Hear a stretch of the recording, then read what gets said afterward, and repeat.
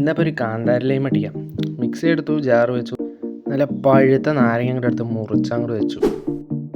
അപ്പോൾ സബ്സ്ക്രൈബ് ചെയ്യാത്തവരൊന്ന് ചെയ്ത് വെച്ചോട്ടാ. 2-3 മല്ലിയില അങ്ങോട്ട് എടുത്തു. പിന്നെ അതേവനാണ് മെയിൻ ഐറ്റം ഉപ്പിലിട്ട കാന്താരി, അതും എടുത്തു. 2 കഷ്ണം എടുത്തിട്ടു. പിന്നെ ജാറിലേക്ക് ഒരു 3 സ്പൂൺ പഞ്ചസാര അങ്ങോട്ട് ഇട്ടു. പിന്നെ മല്ലിയില ഇട്ടു, കാന്താരി ഇട്ടു.